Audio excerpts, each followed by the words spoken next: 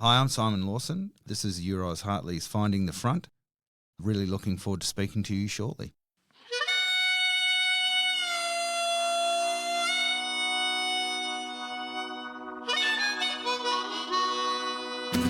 Welcome to Euroz Hartley's Finding the Front, where we get to know the people who front some of Western Australia's leading companies, providing you with real insights into the way they think and approach things, both in business and in life. So get the volume adjusted in your car or your headphones sorted and settle in for a great story. Here's your host, Tim Banfield. Hello everyone, and thanks for tuning in to a brand new episode of Euroz Hartley's Finding the Front. For those of you who are not familiar with Euroz Hartley's is a proudly Western Australian leading financial services business. We are a business that is built on relationships and connected by our people. We specialise in the provision of corporate finance, wealth management, stockbroking, institutional sales and targeted research services. If you'd like to learn more about Euroz Hartley's and the services we provide, please do not hesitate to contact us or visit our website at www.eurozhartleys.com.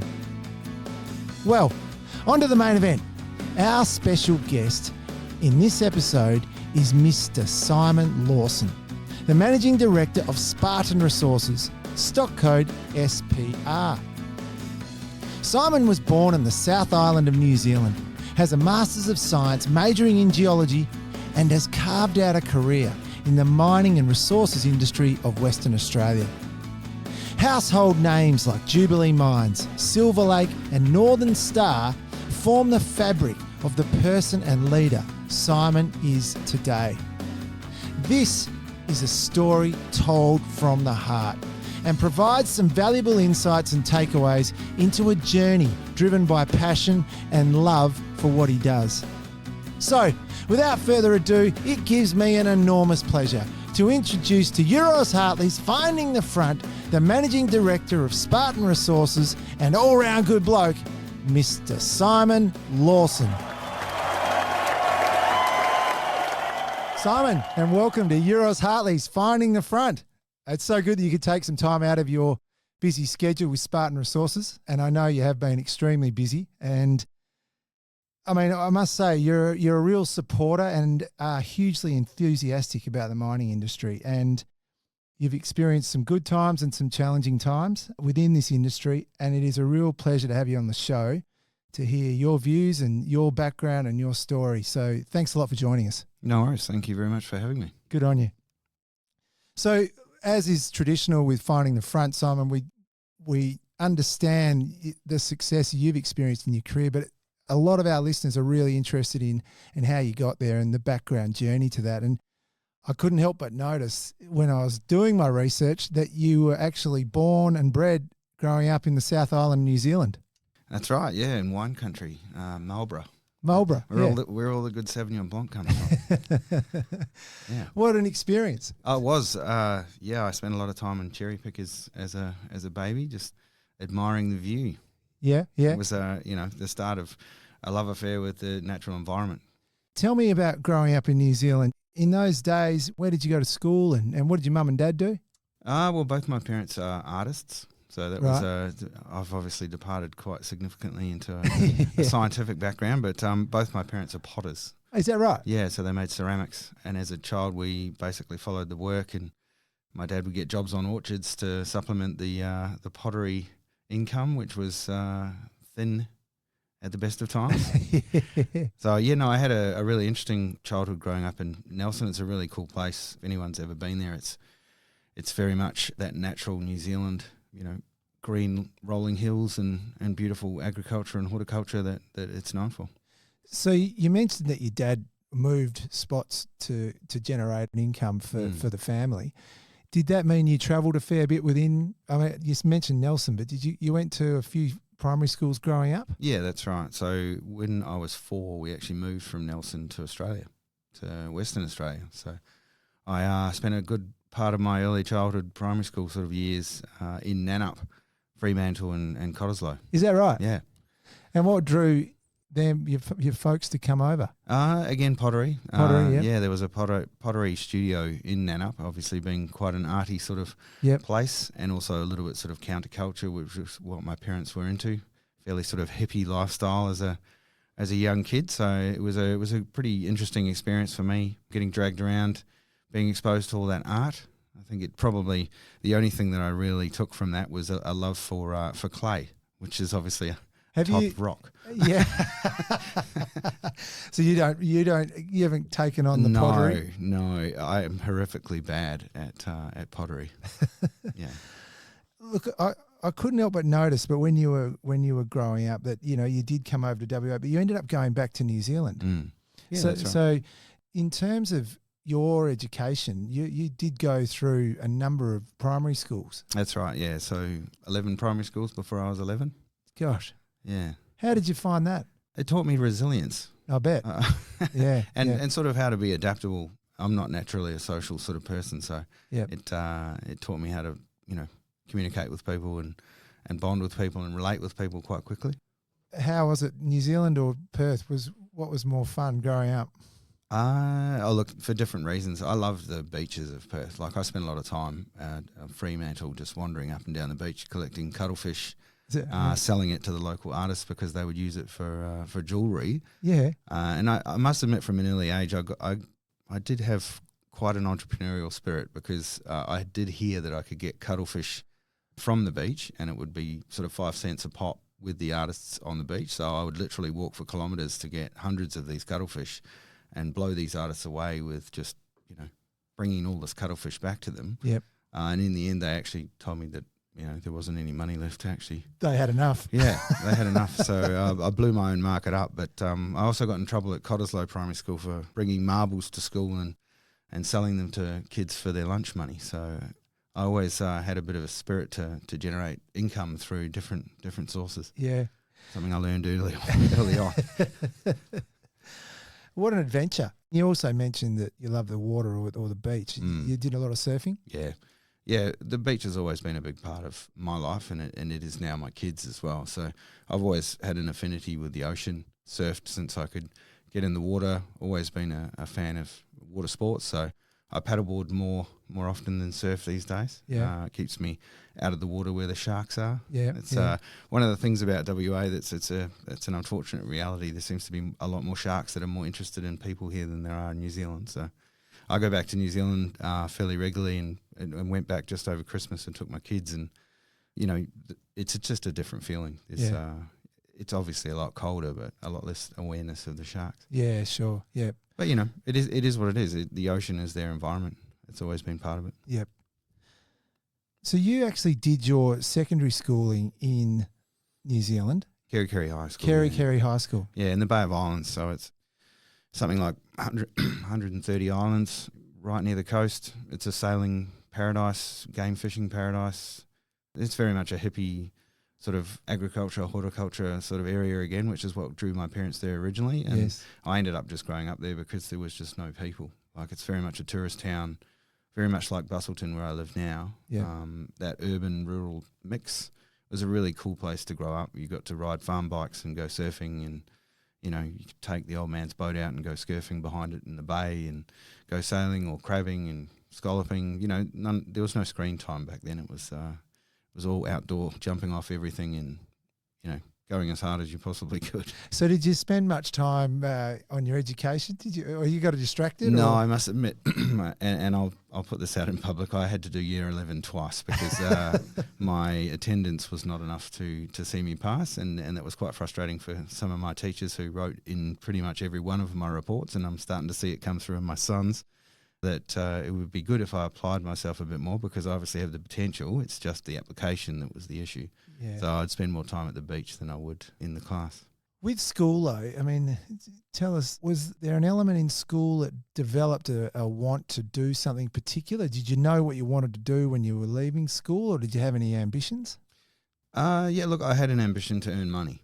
Right. I knew that if whatever career path I chose, I'd want to be happy doing it, but I'd also want to be earning some good money because I'd lived very much a struggling lifestyle as a young fella, getting towed around to all these different schools, and it was always a bit of a struggle to put food on the table. And I saw the stress my father went through, and I thought to myself, as a young man, I knew that I wanted to do something that could definitely, create a lifestyle that was more agreeable than the one I grew up with. Yeah, yeah. And I suppose that was a naive way to look at it, or a young man's way to look at it, because now I'm older, I realise it actually helped me do a lot of things, that sort of adversity, that kind of struggle, and certainly not becoming a victim to that struggle and becoming accustomed to it. It was actually what drove me. Yes. Yeah. Have you still got some of the pots that your mum and dad have made over the years? Yeah, I've got one or two. My mum actually keeps a lot of it. So I've still got a few mugs and things like that. But I must admit, I've moved on to the Yeti mugs, much to the disgust of my ceramic-focused parents. So you managed to scrape through school. Yeah. Let's talk a little bit about what you did when you got out of there. Yep. And then, because you ultimately ended up at university. Yeah, that's the right. University of Auckland. Yeah. And you did very well. But what was the passageway to get to that point? Look, I knew that when I left high school, I didn't know what I wanted to do. And I saw my friends go off to surveying school down at Otago University, which was just a really good way of getting on the terps and smoking hooters and going snowboarding every weekend. So I knew that was a short-term path to happiness, but I knew that ultimately there would be a reckoning at the end of that. And I just didn't have the financial backing, or the parents with the financial backing, to dig me out of that particular hole. So I sort of looked at that and I thought, well, no, I have to go and do something on my own bat. And so I joined the New Zealand Navy, because I figured, okay, they could, if I wanted to do surveying, they would actually pay for me to do that. They would train me to do that. And all I would have to do is give them my service, basically, which was, to turn up at 5 a.m. every morning and salute the flag and march around in circles and, clean ships and do all that sort of stuff. Yeah. So I figured I'd make that sacrifice. But I suppose not too long after that, I realised that they wouldn't let me go surfing either, which was probably should have been obvious to me, but it became core of me to try and get back to that ocean. While I was spending a bit of time on the ocean, on these ships, it was very much a regimented lifestyle, which wasn't really suiting my sort of more chaotic existence, which I kept seeking out, which is just to go surfing and on a whim go and do things. And so which is very much the lifestyle that you had growing up. Yeah, that's right. Yeah, that was the way your parents rolled. Yeah, I think it was just where I felt comfortable. So the regimented lifestyle, I must admit, a lot of benefit came from that. It did teach me to get a haircut and a real job. There is some truth to that saying, and I still have the same haircut now, and I still think about things in tactical sense and strategic sense based on, I suppose, those lessons. And my grounding in emergency response came heavily from that time in the Navy as well, and I carried that through to my mining career. Would have taught you a lot about discipline.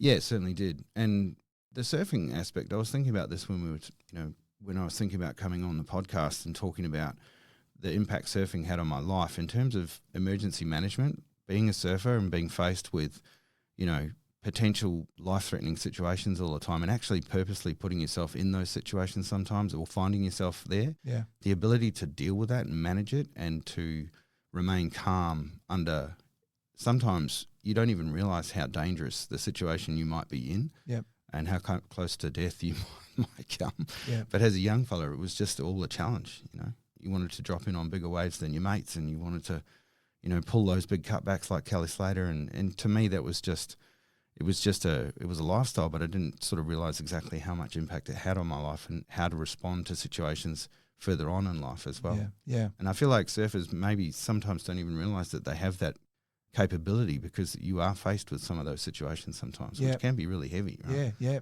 absolutely. Simon, so you've got a brother and a sister. They still in Nelson? No, so they live in Christchurch, which is further south, where the big earthquakes happened. So they're both down there. My mum's down there. My dad's still in Kerikeri, so sort of scattered around New Zealand. That's why you get back over there a little bit. I do, yeah. And I like to take my kids back there just because, I grew up in that lifestyle, and to take them home and watch my daughter surf just endless waves in front of the house, just this Christmas was a really special thing to watch. She surfed my favourite break and was standing up and surfing along the wave, and it just blew my mind. Such a cool thing. Oh, wonderful. So you're in the Navy, but you you decide to move out of the Navy, and I understand you go into being a push bike courier. That's right, yeah. Which is a wonderful way to keep fit, I'm sure. Yeah, well, I mean, I just knew that I wanted to do something outside, and a friend of mine was doing the job, and he said, look, we need more couriers. Would you like to do it? And I've always been a fan of mountain biking and risk taking, so I was just like, how hard can it be, really? You know, you get paid to take risks and ride a bike. I found out the hard way that, you know, there is specialised equipment that cyclists wear, and they wear it for a reason.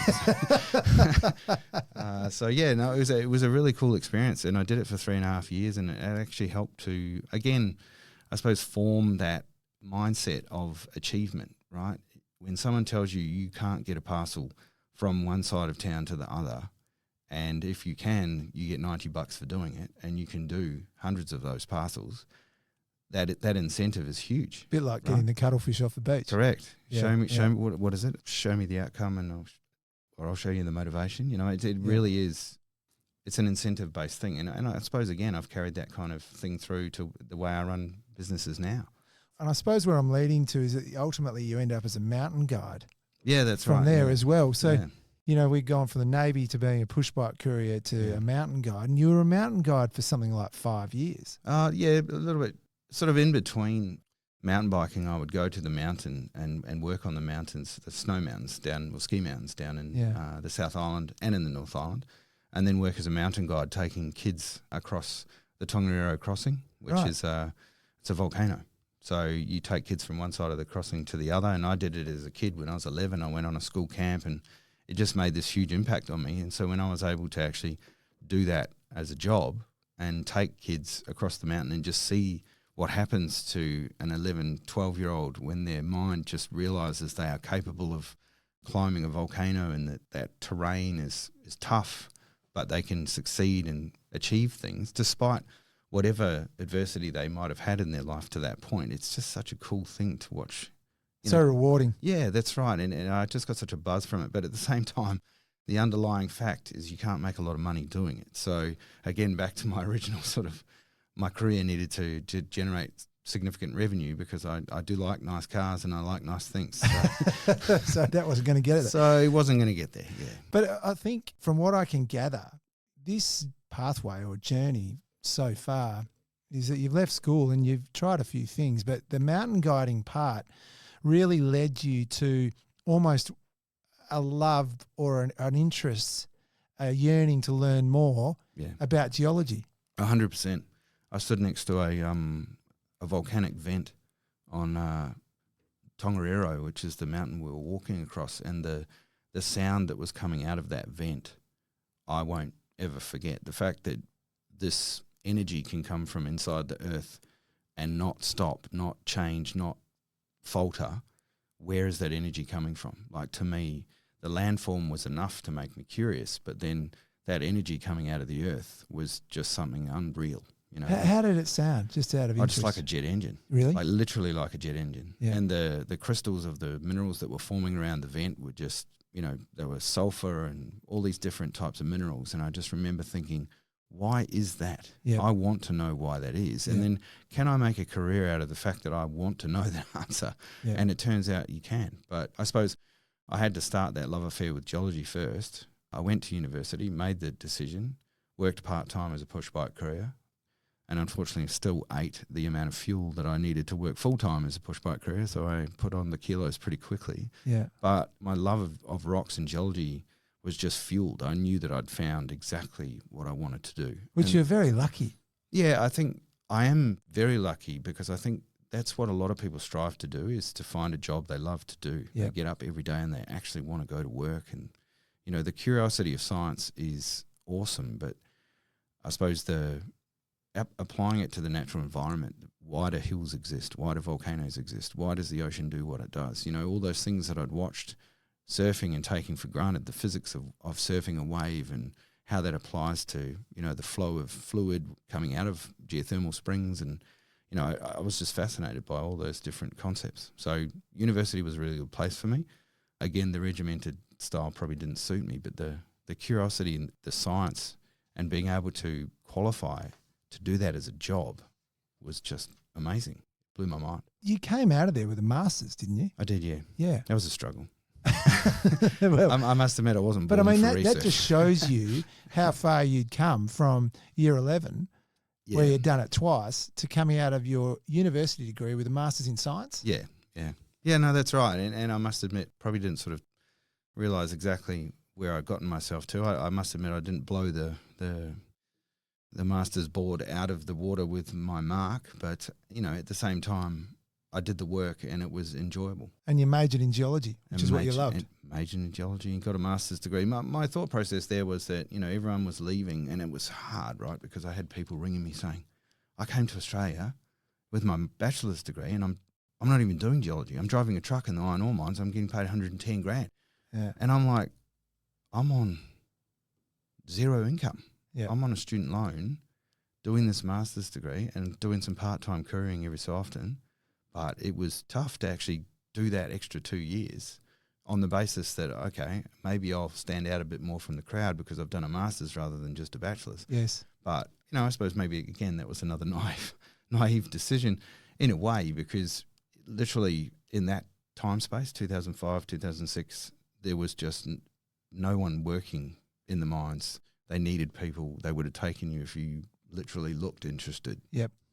So that's when you decided, once you came out of university, is that when you made, okay, I've got my degree or I've got my master's, I've got a qualification, I'm heading Perth? Yeah, look, it's probably a little bit more basic than that. I actually fell in love with a girl at university and Right. I waited another 6 months till she finished her degree and then we moved over here together. Yeah. Fantastic. I followed a lady. You heard it first here on Finding the Front. And where you landed in Perth? And yeah, landed in Perth, lived with some friends, graduate ahead of me. She's now running Southern Geoscience Consultants, you know, and I've got a lot to thank Anne for and her share house. When I first moved in, it wasn't actually officially a share house. Right. It was her house. Yeah. But I lived on the couch in the spare room for a little while with my then girlfriend, and yeah, we just set about finding jobs in Perth, which wasn't hard. I did something like 10 interviews and 7 site visits and actually settled for a little company called Jubilee Mines, a little nickel producer. My goodness. So how did you settle on Jubilee Mines? What made you choose them, or did they choose you? I don't know. It was an instinctive thing, I think, in a way, when I think about it. You know, the original guys there very much were take no prisoners kind of geologists. They were find your way to site, and if you can't find your way there, then you're not much of a geologist. And Yep. I took that as a challenge. I really like that kind of attitude. Some people might have taken offence at that. They don't really want me here, whatever.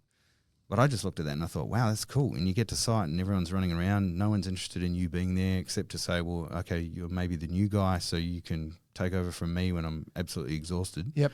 And that's exactly how it was. I hit the ground running up there and got schooled up very quickly for a guy who's now running Vale's.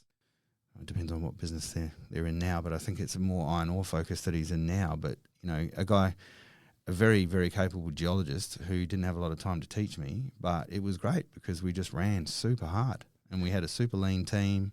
We had a really good culture. We had a really good boss.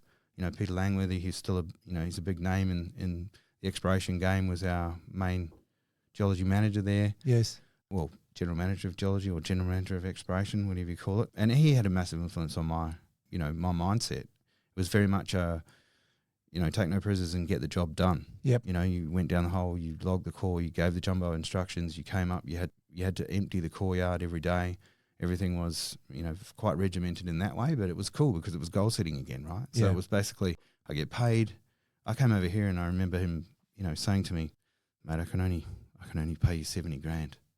And I was like, mate, I'm on 45 New Zealand at the moment. 70 grand's like a princely sum. Let's get this on. And he was like, mate, that's the lowest paid job at site. And I went, I don't care. Yep. Let's go. Yep. So from there, and I've always been really appreciative of the people that I've run into and the jobs and the opportunities I've been given because, they have had a huge impact on the fabric that makes up what I do now. Well, it's an interesting observation here that you landed one of your first jobs with Jubilee Mines. Mm. Now that's, we've been lucky enough to have Kerry Amanis on Great the man. podcast Great man. and, the Cosmos Nickel project, which Kerry obviously led. And I know he's got his own principles, and I think, from my recollection and the way that he did his business, and I can see it coming through in the way that you approach your life, but create a team. Yeah. Look after your shareholders and your staff. Yep. Everybody brings something to the table. Yeah, 100%. And take responsibility for your own actions. Yeah, very much. Look, Kerry reminded me of a general, or a commander of an army. He didn't have a lot of airs and graces. He wasn't particularly sensitive a lot of the time, but he was an immensely passionate man. Well, he is an immensely passionate man. I've run into him just recently.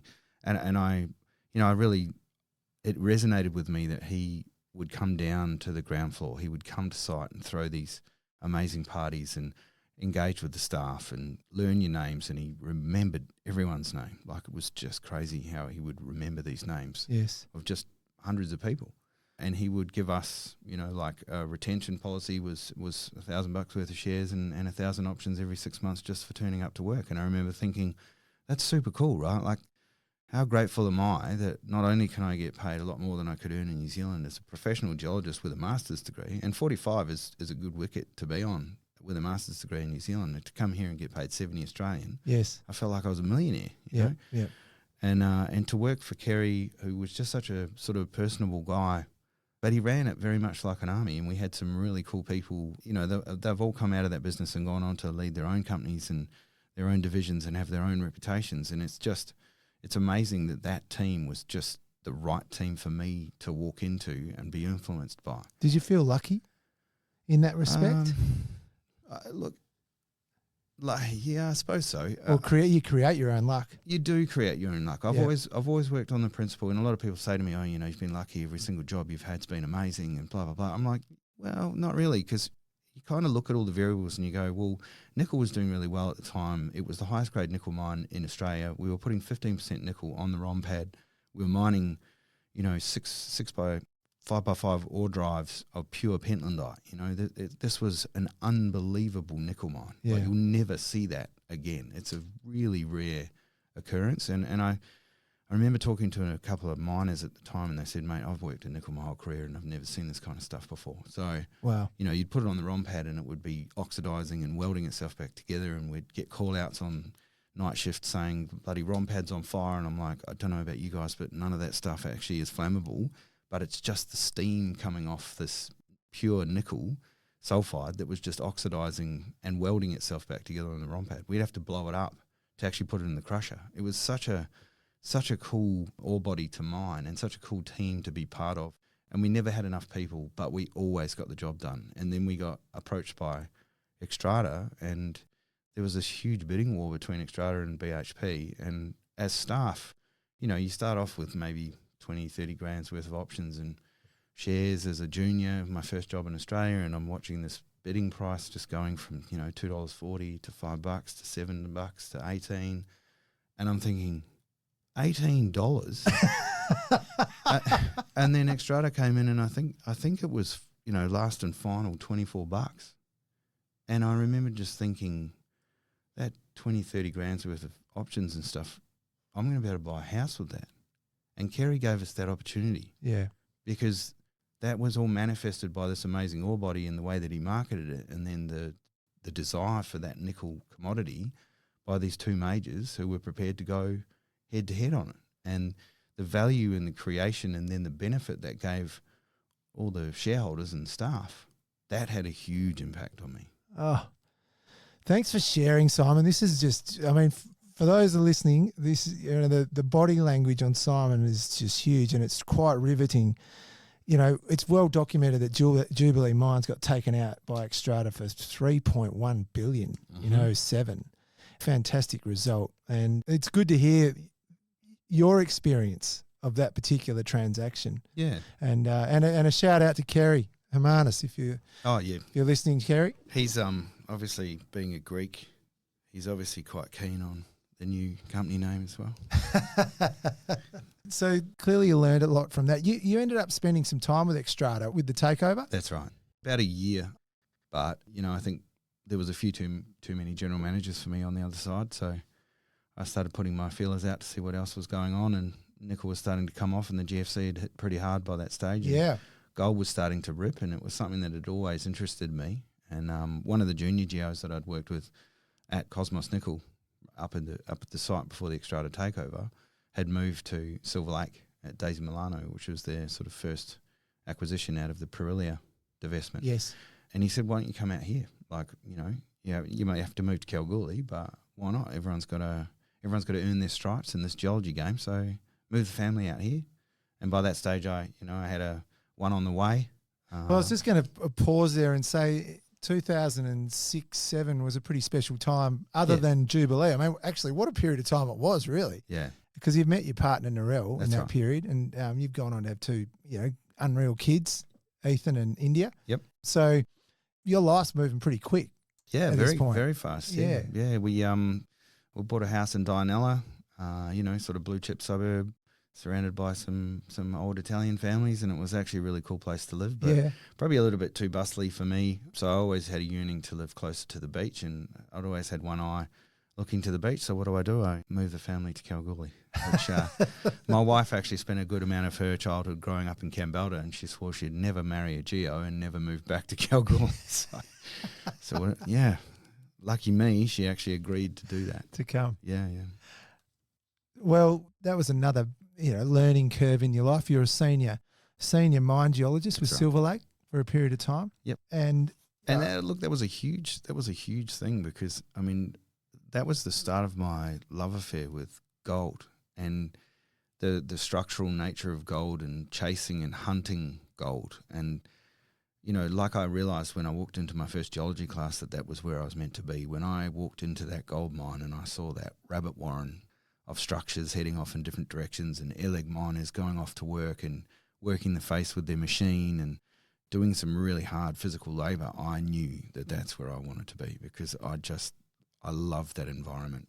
Sure, there was danger, there was risks, it's all managed, but I just knew that being inside the geology as a nickel miner was one thing, but learning that skill of chasing the nickel underground with jumbos, with machines, big machines, to then going into a gold mine, which was all about 13 air-leg miners who work in their own jobs, they manage their own jobs, they bog their own jobs, they look after all their own stuff, they take all their own explosives in, they bore their own holes, they're responsible for their own safety, and you're essentially going around with the shift boss, checking on these guys and making sure they've got the right directions, they've got all the gear they need.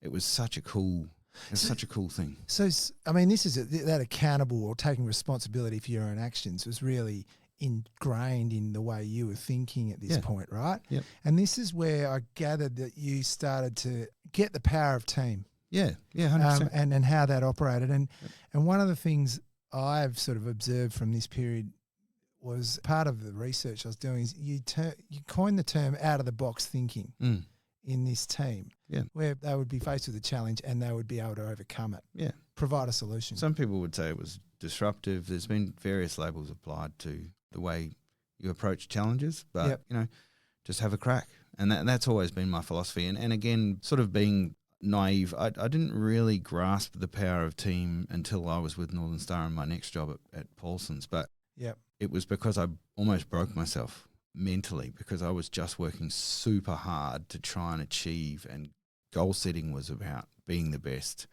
finding the most gold, getting the most outcome, putting those big chunks of gold on the MD's desk and saying, check out what we found in this level. Some of the stuff we found at Daisy Milano would have paled some of that Beta Hunt gold into oblivion. Like, that gold that was found at Beta Hunt was amazing. Some of the gold we found out at Daisy Milano was just as good. We would blow up headings sometimes and there'd just be molten gold thrown all over the walls because the guys would have bored into almost pure gold. It was just an insane place to work. Taught me that love affair for both gold as a commodity, but also that hunt, that desire to hunt. That kind of gold was, driven into me there. And so that was an individual thing, I suppose. My point there was, I wanted to do this, and it was a selfish thing. I wanted to do this. I wanted to be the goal setter and be the goal achiever. So the Silver Lake experience was pretty thorough then, by the sounds of it. It was 12 months. Formulating, but it still formulated a view in you to become an ore finder. Yeah. In essence. Yeah, hunter. you're a hunter, you're a gatherer of ore. And I love it. And that took you into, how did you end up at Northern Star then on the back of that? Well, I had a phone call from the general manager of Geology, and he just said, look, I hear you might be looking to move out of Kalgoorlie, because by that stage I'd said to the wife, look, 12 months is enough. I've had this sort of ding-dong out at Silver Lake. We've managed to achieve some stuff. Silver Lake's decided to go into the Murchison. I wasn't a big fan of that decision at the time. So I figured, you know what, I just want to expand on this experience. And I spoke to the GM of Geology, Bernie Sostak, in Northern Star, and he said, look, we'll move you to Perth, relocate you, do all that sort of stuff. We just need you to come up and be a senior mine geo at Paulson's. And I was like, where? I'm thinking I'll go to one of these big mines. And Paulson's was this little tiny blip on no one's radar, just off the sort of Nanatara Highway way up north in the Pilbara of all places, right? It's not where gold mines are supposed to be. Yes. But it's kind of, that curiosity just came out of me, and I was like, it's oriented the wrong way. It's in the wrong type of rocks, supposedly. It doesn't make sense. Perfect. So, I jumped on a plane and I went up there and got picked up by the geology manager, and there's various ways to tell what happens next, but basically it was a lot of fun. But again, another massive leap of faith with a guy that, most people know pretty well, who was taking a leap of faith himself at the time. Yes. So, I mean, the Northern Star business has been just such a wonderful story. And we know we're talking about Bill Beeman and what he was able to do with that business. The Northern Star business model was about buying unloved assets. 100%. And then they weren't core to the other businesses' sort of portfolio, and then they would apply the Northern Star strong operational DNA. Correct. And that could encompass underground geology, underground mining, processing capabilities. Yeah, look, I think it started as mining engineering, basically. Yeah. Because obviously that's Bill's skill set and that's his network. And, what we realised, together, was that if you can actually align all those technical disciplines, you can unlock the value that's there. I mean, you can't mine no gold, but you can't, do it well, even if you've got good gold, if you don't have good engineers. Yes. And I've found all of that through my whole career. But walking into Paulson's, one of the things that I've always sort of, let's say distilled the motivation for getting up every day and drilling the holes that you think might make the next discovery is around drilling like you're going to go out of business tomorrow. Drill like you absolutely need to make that discovery, even if you don't have to. But at Paulson's, it actually was like that, Bill said, hey, mate, I've just mined this drill drive. You got $2 million, which we don't have, by the way, and drill rigs, and you need to go find the extension to the ore body. No pressure. And I was like, cool, let's do it. Yep. And we just took a very pragmatic and systematic approach to it and said, well, okay, what are the challenges? What is it here that makes this different to every other ore body that I've seen? And I must admit, the Daisy Milano experience taught me a lot about the Proterozoic dikes, and I won't go into detail because it's boring, but basically young rock intruding into old rock, basically getting in your way. You're following an ore body, there's a young rock that just intrudes in front of you. You don't know where the old rock with the gold in it on the other side is gone, and in some cases you'll give up. And Pirelli was at that stage. Daisy Milano, Silver Lake found the gold on the other side. Yep. And I looked at the same situation when I got to Paulson's. There was a dolerite dike in the face of the decline. Bill's saying to me, mate, I've just put in this hanging wall drill drive. That's infrastructure that I didn't have money to do. Yep. But I am convinced if you go and drill from that thing, we will find the other side of this. And so that was my one goal in life. To get was, gold. well, and find the other side. Well, and I recognised something in Bill as well, right? Like he's kind of like me. He was just like, mate, we got to get this done. And I was like, okay, cool. And there was adversity. We didn't drill immediately. We didn't drill the other side. But when I took a step back and looked at all the drill holes that had been drilled unsuccessfully, there was a pattern emerging that there was another side to the dolerite and that the old rocks were there. And if we just followed the signs in the old rocks on the other side, we would find the ore body. And we literally did. And our discovery hole was 6 meters at 36 grams or something like that. And I remember ringing Bill and just saying, mate, we've done it. We've hit this gold. And I didn't hear him for a little while. I think I heard maybe whooping or yelling or screaming or something from the other end of the phone. And I'm pretty sure he said, mate, I'm on the plane. I'm getting up there because I've got to see this, and it was in the core. Don't do anything with the core. Don't cut it, He wanted to be there. See the gold. So excited. You could see the gold. You could see the sulfides. We knew we had found the extension. So that was a huge thing. And obviously that, the combination of infrastructure in place, the mine was there, the grade was there, and that mine had done 7.7 grams a tonne since it had opened, even before we owned it. And then we did 7.7 grams a tonne pretty much the entire time we owned it, every year. It was a bizarre average head grade, but that's what it did. Yeah. And it just made a ton of money. And the optimised mining engineering approach, the mining contracting smarts that Bill and all the crew we had at Northern Star Mining Services, that was the most efficient mine. Just crazy. Wow, that is so... And it's cool, right? Because you start the ball rolling with the geology and you just hand it to the engineers and they just go and smash it out of the park. Like, how cool is that? Yeah, yeah. So it was good fun. Gosh, I mean, it's just, we talk about opportunities in life and, here we are. You've had the Cosmos nickel opportunity, then the Silver Lake. Yeah. And now you've had it again with Billy and Paulson's. Yeah. So walking the path of opportunity makes it more likely you're going to coincide with that serendipity, right? Like some people would call that luck. To me, if you're walking the path of opportunity, it's way more likely you're going to run into an opportunity. Yeah. Like, it just makes sense. If you're drilling in the right spot in the right geology and you're drilling enough holes, you will find that opportunity. And people talk about 3 or 4 companies have to go through a certain piece of ground before they make a discovery.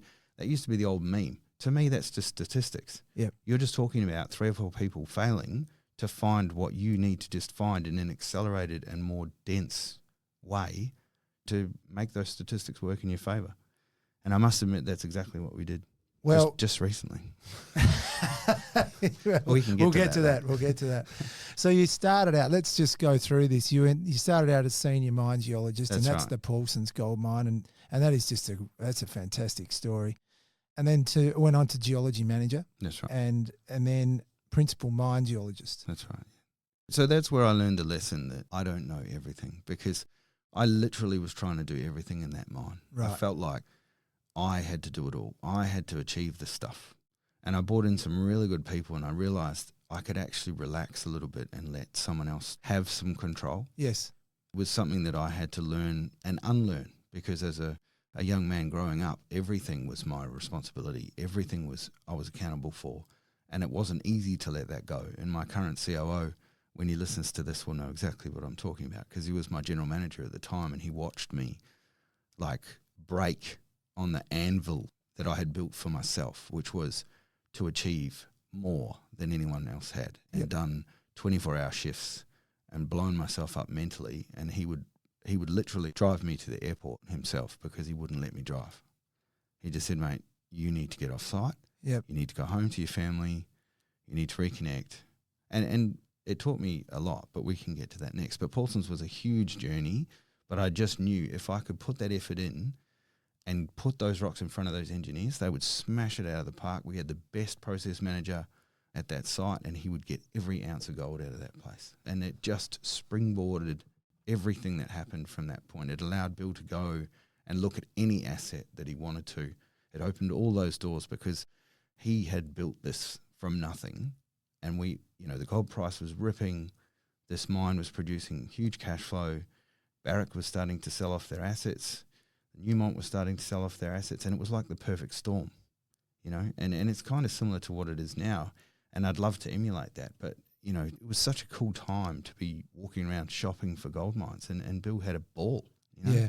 We went out and we bought a number of different assets, and then we applied the same ethos, which is infrastructure in place, high grade, and some of those key things, the high grade part of it, looking for triple, quadruple digit nuggety type ore bodies is the key to finding an ore body that can sustain itself through ups and downs and costs and, things like that. So I learned a lot of stuff during that period, mostly about myself. Thank you so much for sharing this, Simon.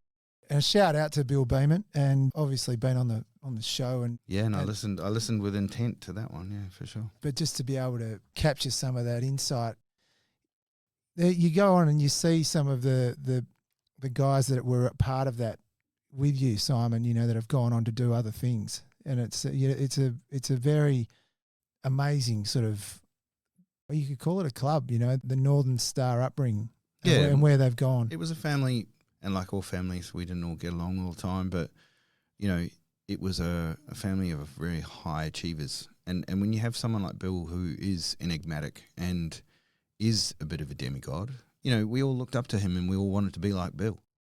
I mean, it was hard at the start. Bill didn't have a lot going in that company. It was tough. But then to go to becoming, when I left a $6 billion company with 1,200 employees and 5 mines across the world, I was just like, how did that happen? You know, but how it was by force of will. Yeah. And a lot of it was driven by Bill's energy, you know. So that entrepreneurial spirit, that energy that came from Bill drove down into those other guys and girls. And to me, that was huge. And it's still resonating today, you know. Luke Cray at Orabanda, Darren Cook over at Firefly Metals in Newfoundland. Yep. You know, myself, and you know, I don't often think of it that way, but when I actually am forced to reflect and look at these guys, you know, Darren Strala at Bellevue with Bill Sterling and Luke Gleeson and all the guys that came out of Northern Star running that high-grade gold mine with infrastructure in place, now they've built it. It's a pretty simple equation, right? And the gold price is going the right way. They're having a ball. Yeah. Wow. That's just awesome. So, you know, after Northern Star, you know, we just keep chipping away, but you ended up being chief geologist at the Billabong Gold. That's right. You know, with the Plutonic gold mine. So we're up to about 2016 here now. Yeah, 16, 17. Yeah. Yep. I knew a fair bit about the Plutonic asset, and that taught me that you can find opportunity, even in a mine that's 27 years old that couldn't be, you know, it wasn't making a lot of money under the Northern Star banner because it was a tough mine. It was an old mine. And trying to do 100,000 ounces a year, you had to move a huge amount of tons. Yes. And that actually broke the cost model because the amount of tons you had to move, the amount of trucks you had to get down there to get the tons was actually eroding any profit or revenue you were getting from the gold you were pouring. The grade just couldn't support it. So it was a model that couldn't work. 100,000 ounces wasn't possible. But as soon as we tried to make 1 ounce profitable, it started making money. So we carved back all the work areas to stop trying to do 100,000 ounces and however many tons we were going to have to do to achieve that. Yes. And we started doing 3 work areas instead of 7. We only worked on 3 areas at a time. And, you know, we made good money. I think we did 20 mil free cash flow in the 12 months I was there, which is not a huge amount of free cash, but for an operation that's, you know, 27, almost 30 years old by the time we took it over, it was pretty cool. So you learned a lot from that experience.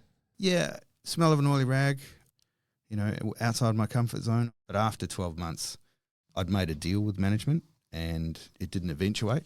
And so I decided to take some time out. And that was really important. Yeah. That was a huge... recharge. A huge moment, yeah. Yeah. After almost, you know, 6 years at Northern Star and then a year at Superior running an operation that ostensibly a lot of smart people had tried to make money at but couldn't, based on some parameters that were imposed corporately, which is, you know, operations have to do these numbers, otherwise they're not part of the portfolio, which is why Plutonic was sold. Yeah. To make that profitable almost broke me again. Like mentally, I just realised, you know, I really need to just take a step back. And it was pretty emotional leaving Plutonic because I'd brought a lot of people there from my Northern Star and Silver Lake journey. The network, you know, they'd all come to follow me because, you know, I love working with good people and I reward them and I certainly incentivize people, but I love to empower people as well. And I think that's actually helped me grow my network because people love working with me because I just let them do what they want to do, you know, like that whole beg forgiveness later approach as a geologist, it's really appealing because you don't get a lot of opportunity to do that. That power team seems like it was really quite evident at Plutonic. Yeah, it started to really come home to me there. That was why we could make that operation work. Yep.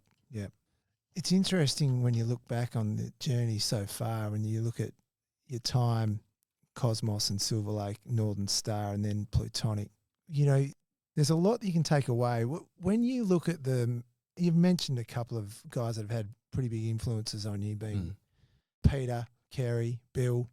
The next chapter is where it starts to get really interesting for Simon Lawson, where you take on your first role as MD. But up until this point, you know, you've gathered a lot of knowledge and you've gathered a lot of relationships. Yeah. You've built teams, you understand people, you understand the way people work, and you've touched on a few points, being given flexibility and trust to do the right thing. Yeah. People can achieve whatever they like. Or sometimes just taking that opportunity. Yep. Even if it's not given to you. Yep. Which is, I certainly don't endorse going and breaking the rules of being unsafe, but sometimes testing a theory requires, a little bit of, let's say, counterculture. You just look at it and you go, why not? Yeah. Why can't it be like that? Why Yeah. why does it have to be? And sometimes the ignorance of some of the academic information is a good thing. Like I walked into the most recent thing I've done and had no idea there was a PhD written on the subject, and we proved it almost categorically wrong by making the discovery we just did. Yeah, So, yeah, I didn't know that I wasn't supposed to do that, but sometimes that can be a good thing yeah, because it doesn't colour your decision making, right? Like geology is about interpreting the rocks, reading the rocks. It's like a book, and if you're adept at reading that book, you can make decisions that put you on the path to opportunity. That's about as summarised as I can get. yeah. So you had a bit of time out. Yes, 6 months, reconnected with the wife, reconnected with the family. I'd had 2 kids along the way, so I reintroduced myself to them as their dad. Yeah, so look, it was hard, but it really, while I sat on my jet ski and hooned around in Geograph Bay, just blowing the cobwebs out, I realised that I really wanted to get back into geology and create a team of like-minded people and empower them and not be the guy necessarily that made those changes and made those discoveries, but led a team that had a combined ability and a combined amount of horsepower that you can apply to that path of opportunity and create huge outcomes. And that's where that passion was reignited. And yeah, on that jet ski. And I could title it The Road to Spartan, but this is sort of where it all started after that break. Was you took on your first role as a managing director with Marindi Metals back in 2018. Now, to take on a role as managing director is a big thing to do in the first instance, but you were ready for it.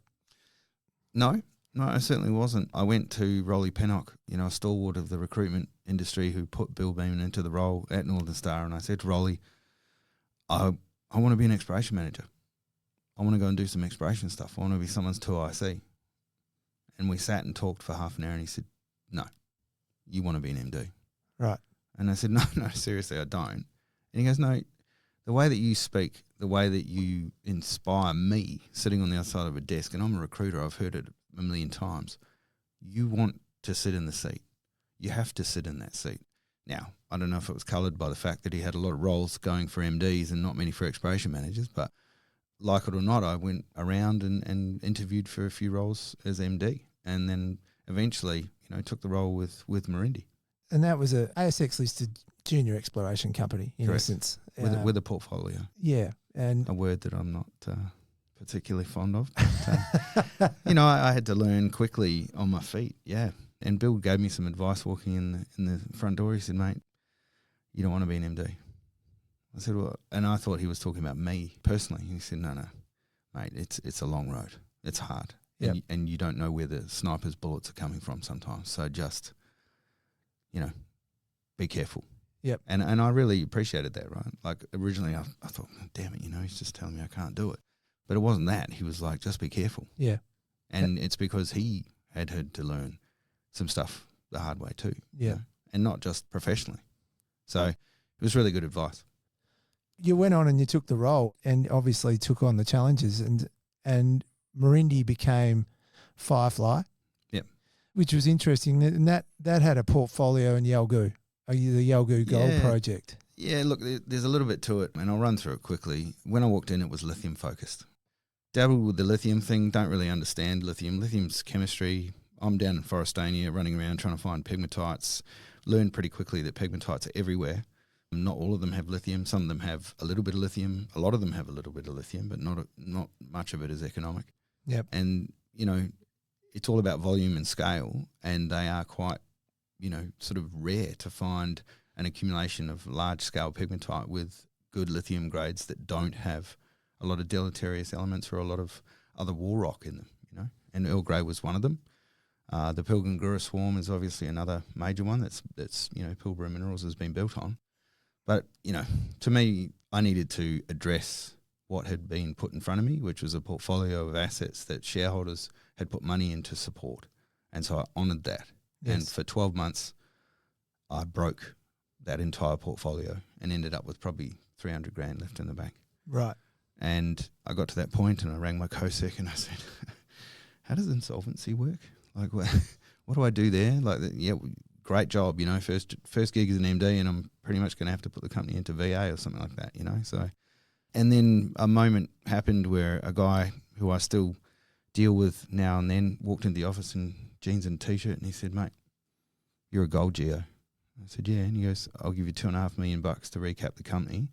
You're going to have to do it my way. We're going to have to do a crunch, consolidation, but I'll give you that money and you go find a gold project. I said, okay, what do I have to do? He goes, well, give me a list of how we're going to optimize the portfolio by tomorrow. I said, mate, I'll do it now. So I sat down and worked out what we're going to do with all of our assets. He put the money in and I went shopping for a gold project.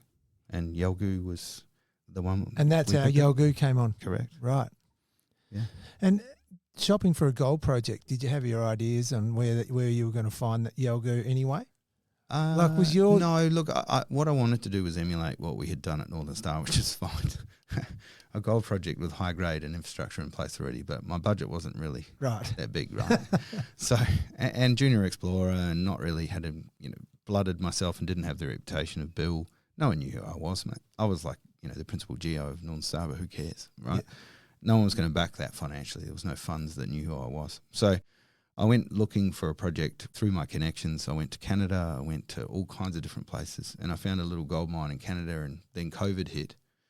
And I was forced to come back. This was in January 2020, I think, just as the whole COVID thing blew apart.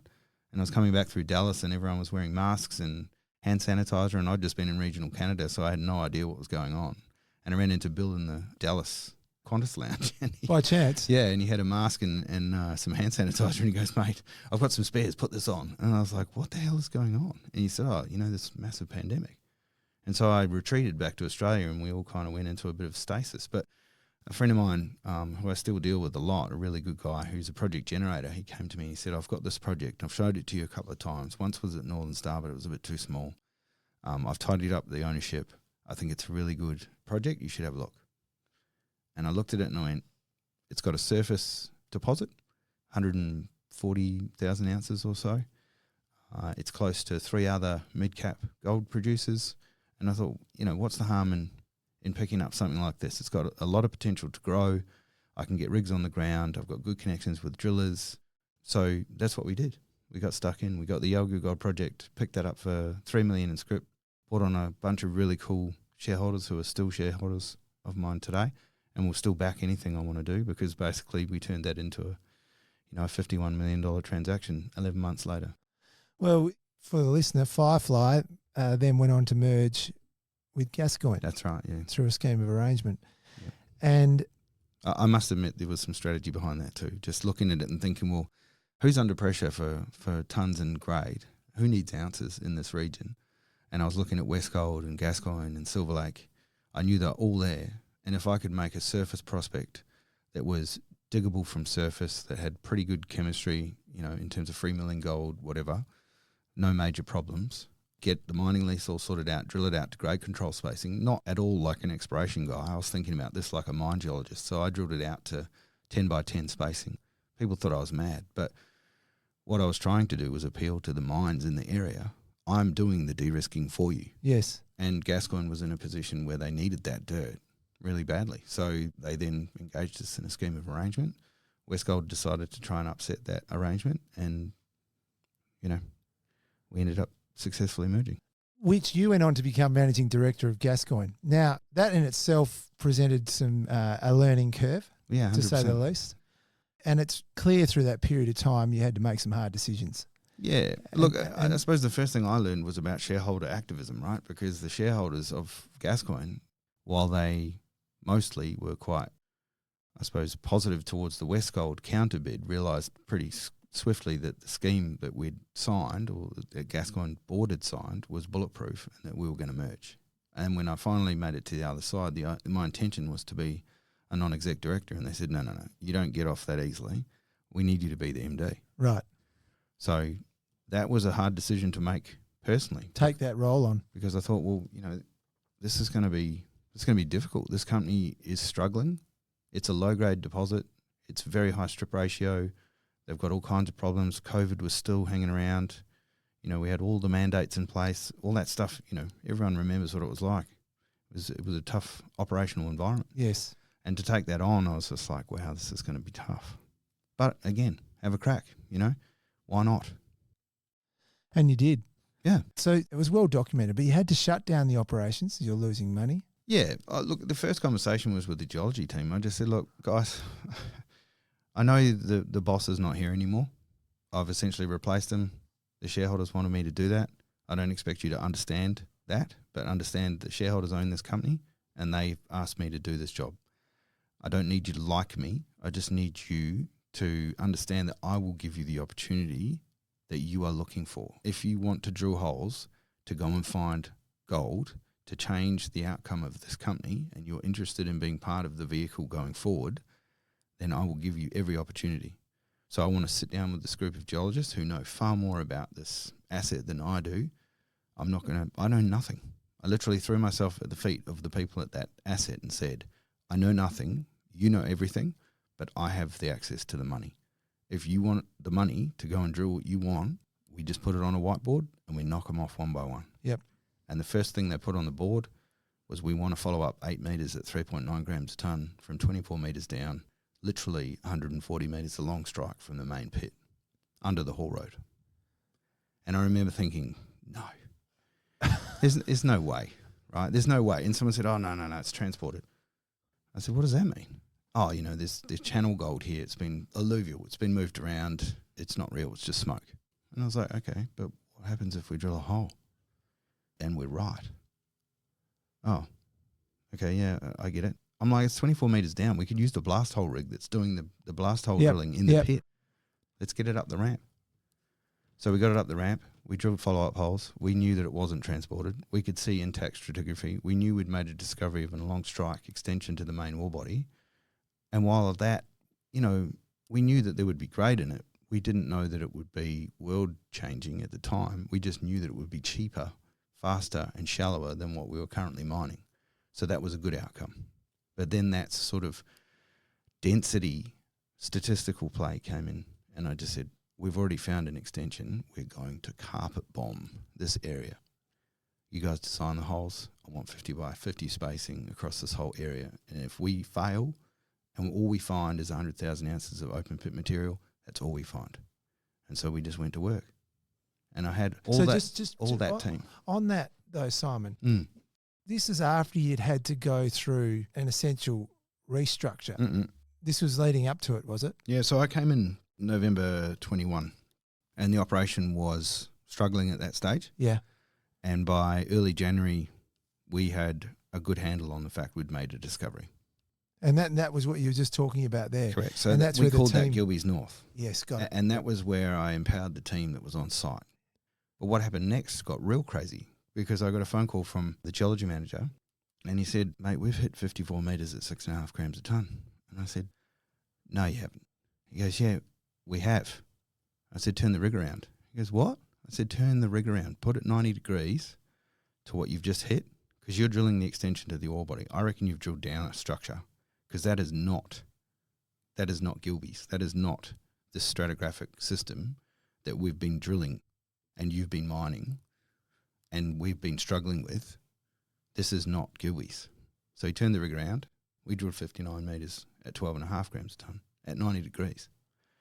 And so I thought, okay, turn the rig 45 degrees to both those holes just to be doubly sure and target 50 metres below what you've just been drilling. And we got 32 metres at 8.6, including 13 metres at 51 grams a tonne. And that was when we realised we had something serious, really damn special. Yep. And that was sort of, from memory, April, May, June. We started drilling those holes and getting those numbers back. we didn't have a lot of money, right? We had a struggling gold mine that was just losing money all the time. And I realised pretty quickly, when we got down to 12 million bucks in the bank, that one bad quarter and the cash flows that were going out the door to the contractors and to the gas plant and to everything, the revenue we were creating from mining a low-grade open pit was not going to let us survive. And despite making the most ridiculous high-grade discovery, just the long strike, there was no way we were going to get that material into that mill fast enough to change that revenue. Yes. And that we would become insolvent before that happened. Maybe we would have got it in there. Maybe, people could ask the question. But at that stage, I wasn't prepared to take the risk. There was this huge discovery. We had all this infrastructure in place. That mill replacement value is 300 million bucks, and our market cap was like 140. And I was like, we are so undervalued. It's ridiculous. Yeah, and every MD says it. And you've got this discovery going on, but you just didn't see it reflect. Sure, there was a bunch of people that were really interested in the exploration upside, but there's a lot of people sitting on the sidelines because they were waiting for us to blow up. And I was casting the net round to lots of different people saying, can you help us out here? I was walking into some pretty well-known gold companies and saying, guys, this thing's going pretty cheap. If we can sort something out here, I'm on the side of whoever's going to help us liberate this amazing discovery we've made and put it through this plant. But at the end of the day, the offers that came through the door were pretty lowball. And there was more than one occasion where someone said to me, well, mate, we'll just wait for you to die and just come and pick the meat off the bones. Right. And I said, you know what? Challenge accepted. And so I went back to the board and I said, we've got to shut this place down because the alternative is we lose the lot. So you'd exhausted all your avenues, really? Yeah. We'd exhausted all the avenues that I was prepared to put to shareholders. Sure. Yeah. I wasn't prepared to sell the company for nothing because this discovery, and we've proven it now pretty categorically, it's just game changer. Well, you can move on from that particular point because you did manage to change the game in terms of that company structure, and it's the start of a new adventure when you renamed it. You did a raising and then you renamed it Spartan Resources. Yeah, so we shut it down, and I must admit that was challenging, right? It wasn't easy to make that decision, and the board did reflect on it for a long period of time, but it turned out that it was the best decision we could have made. We settled all of our creditors with term agreements, and we still have good relationships with those people now. They're happy, but at the time there wasn't too many happy people, least of all me, because I was thinking, all right, this is going to be a hard road to crawl back out of this hole, right? This is the second time this plant's had to shut down. We've barely scraped through what could have become another VA situation, and we've come out the other side. And luckily the Tembo guys backed our the recap of the company to the tune of 22 million bucks. They did pick up a royalty during that recap process, which still grates me to this day, but that's because it's the price of funding, right? Like you have to make a sacrifice because someone needs to win out of that negotiation. Yep. And I didn't have a lot of leverage. No. I had an amazing gold deposit, but I had a legacy of failure. And that's just what I came into that arena with. So to then pose that to Tembo, of course they were going to take their piece of skin, right, which was to get a royalty, but they also put the trust and the belief into us by putting their clients' money. They're a private equity firm. Yeah. They're funded by people who sit there and expect a return. Yep. So, obviously now they're pretty happy, but at the time it would have been a tough call for them to make, to back this story. And to back you. Yeah, look, and to back our team. Yep. And just to see that geology upside and the potential that would come from it. Because these systems, I don't think anybody could have imagined we'd be sitting on almost 1 million ounces at 6 grams in front of that plant now. It's crazy. Tell me a little bit about, I saw a mention there in terms of Gascoyne, the 365 strategy. Yeah, so look, that was something I sort of borrowed from Northern Star, where they had a series of goal setting where they would wrap some numbers around some meaningful outcomes, and they would say, right, this is what we're going to aim for. Yes. And I've seen it in goal setting seminars for companies in general, not just in the mining space. Just get people around an idea, give them a set of numbers or an acronym or something that they can aim for and work towards that. Put it on everything. Yep. Put it on the back of trucks, put it on their uniforms, talk about it all the time. That's where we're going. And 365 was a way to sort of communicate to everybody, including the staff, that we were going to get 300,000 ounces of reserve, 600,000 ounces in resource, and a 5-year mine life. And at that point in time, when we recapped the company, no one believed we could do that. Yes. And I must admit, it was hard for me to believe that, because I just looked at it and I thought, wow, that's a big mountain to climb. We set performance rights, hurdles around it. I incentivized everyone in the company from, basically the people who clean the toilets to myself on the same hurdles around the 365 strategy, because I wanted everyone in the company to align all of their energy every day to hitting those goals and be financially incentivized. Yep. Because that's important, right? Like, people don't go to work because generally they don't go to work to leave their families to go and have fun. Sometimes they have fun, but they do it because they feed their family, because they can pay for the house, because they can buy a new car, because they can send their kids to school, pay the bills. That's why we go to work. So that money, that incentive, was my simplest way of saying to all of the staff, we're all in this together. We all have the same outcomes. You will be financially rewarded if we can make this work. And 365, we just steamrolled. Yep. You talk about that, but you must look back at when you made a decision to, when you left school, to go and earn money, because you weren't used to having money.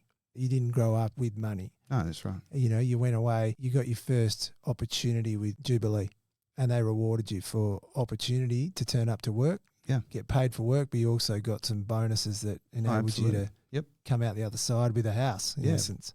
And it had a massive impact on the way that I project how you align a team. How do you motivate people who essentially are just coming to work? Yep. Why do you give them a reason? Motivate them. It's not just about me being at the top of the food chain or whatever. It's actually about dragging everybody into that. And the brand of Spartan was also another way to do that. Spartan, to me, was about a group of people who backed an idea. They backed themselves. I certainly stood in the middle of that circle and got the money to go and do it, and spoke to all the people about getting the money to go and achieve those things. And we took some risks, and we took on literally every adversity that we could think of. People saying they're just going to come pick the meat off the bones. We had people saying, I'll give you $10 million for your mill. The fact that everyone thought we were going to fail, it just gave me more energy. And I just wanted to project that in a positive way, and to put that Spartan brand out there and get that helmet that people follow, that people recognise. And it takes time, but my staff wear it. They wear the T-shirts, they wear the hoodies. I've got hats, I've got bags, I've got jackets. That merch actually means something. Yes. It's like their badge. Yep. They get to be a Spartan. It's super powerful. So the 365 strategy, and then converting that into renaming the company Spartan, once we'd changed the future, that was the key part, right? Yeah. I didn't want to change the name, because the only reason you change the name of a company is to get away from something. Yep. I wanted to give something to run towards, and then give it a name that everybody wanted to get around. Yep. And that's where the Spartan brand came from. Oh, good on you. We talk about a turnaround story.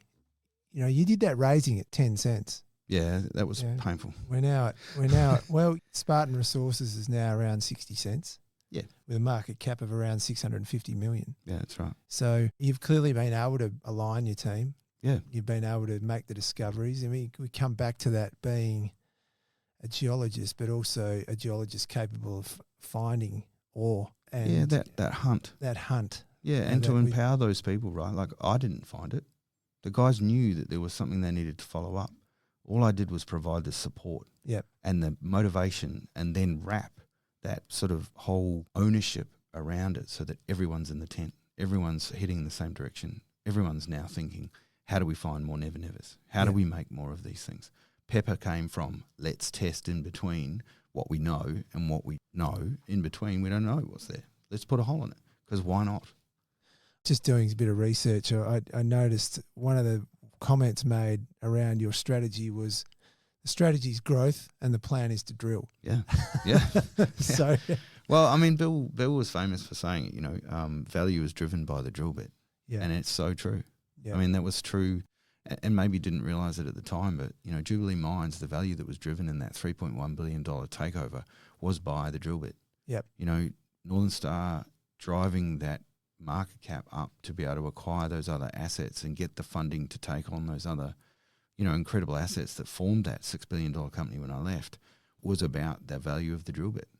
Bill, as a visionary, He's almost unique in the way that as an engineer, he can still think and take the risk that a geologist generally owns. Yes. Engineers, not great risk takers, right? They are problem solvers. They take the problems that geologists create and they solve them. And so for me, I suppose that ethos, that way of thinking, it's a unique way of doing things. But when you back the right people in the right geology and you just go for it, drill like you're going to fail because you don't care. If you fail, you fail. Yep. Learn, move on. I mean, every life coach teaches that, right? Fail hard, fail fast, move on. Learn from it. We just had the advantage of making a really good discovery pretty quickly. Well, never is the growth engine, I suppose. Yeah, it starts from there, and you continue to look for others. Yeah, that's right. Other nevers. Yeah, down over 1,000 meters, still hitting the beast. So it's pretty very exciting, pretty incredible. Yeah. I'm conscious of time, but I just wanted to. We did touch on this, but just on general ideas and your views. But there's a lot of junior explorers around, and there's a lot of companies that have aspirations, right? From your view and from what you've seen and your experience, what do you see as the keys to growing a company in this day and age? Look, it's always about people, project, and money. Yep. If you don't have one of those three, it's very difficult. You can be smart about the project you pick up, the commodity that you target, the way you drill it and the people you put around it and the money that you bring in behind it. The structure, all of that structure is important. I mean, the Yalgoo transaction was an easy one because it was pretty much scrip only. I didn't have the cash, but I knew that project would appeal to some of the nearby guys. And that then manifested in that scheme of arrangement and the merger. With Gascoyne immediately realising that we were going to lose money and go out of business very quickly, and being able to adapt to that and having a board that would support turning that off and shareholders that would still hang around, that was tough, right? And there was a lot of people that bailed on that, and then there was people that stayed. And some of those people are giving me, pats on the back now because they've made 6-7 times their money on the recap. And that's hugely satisfying to see that, but it's a rare thing. But I feel like, there's lots of people out there that have really good projects, but they're missing the other aspects, right? They don't have the support. How you answer those questions or how you solve those problems is, many and varied. Yes. But you focus on those three and you can't really go wrong. But if you do, just learn from why you failed and just keep going. I mean, not giving up, having a crack, asking why not. When someone says to you, that ore body is driven by porphyry and it's going to be low grade. Why? We had a PhD written on Dalgaranga that said there was only ever going to be low-grade gold there because it was a porphyry-driven system. And we literally found a structural ore body that turns it into a very high-grade system, and there's repeats of that high-grade system. So challenge the accepted, have a crack, keep drilling. Obvious question for you, but always back self-interest. At least it's trying, as they say. Sure. What do you think about the gold price? Look, I think it's got a bit to run, to be honest. I think, global politics, devaluing of a lot of different currencies. There's a lot of people uncertain about what's happening with economies around the world at the moment.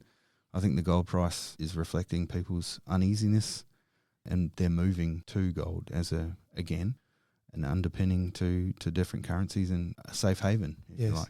I think it had its, we all had a love affair with alternative currencies, Bitcoin, pot stocks, all that kind of stuff. But at the end of the day, gold is still a massive store of value. And I think, there's been a lot of moves of government to actually come back to pick gold up and make it a major part of their economic underpinnings. Yeah, sure, absolutely. I suppose the final one that I asked this because it's really important. We've got a range of listeners, younger people that are making their way in the industry, they're just leaving school. We're right through to professionals and executives at all ranges of companies. What advice would you give to up-and-coming geologists that are making their start in the industry? Because you've given us an insight into geology from your perspective, which has been just fascinating. That hunt mentality. What would I say to young geologists? Just have a crack, back yourself.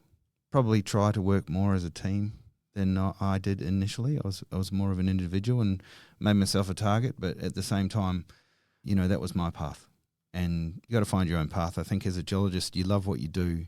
Just get stuck in, drill holes, think about what it is that would make your project work versus someone else's. Yes. Think about why their project is not working and what is it that you could bring to the table to help solve.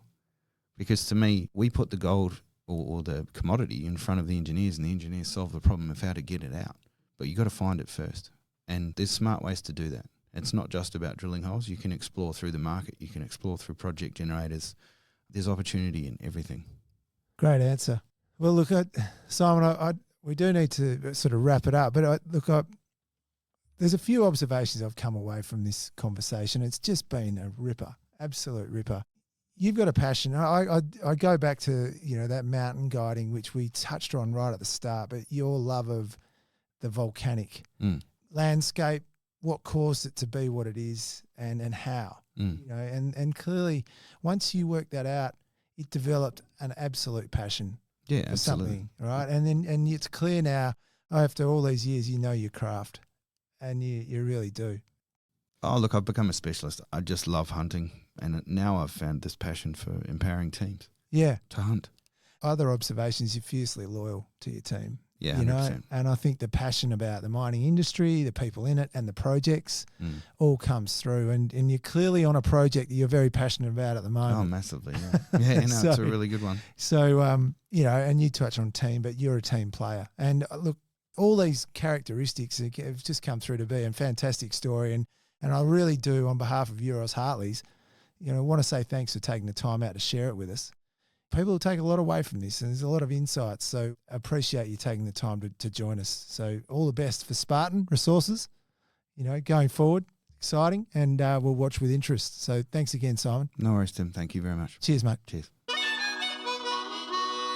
Thanks for listening to Euros Hartleys Finding the Front. This podcast is for general information purposes only. Please check out euroshartleys.com for more information. Euros Hartleys holds Australian Financial Services Licence 230052.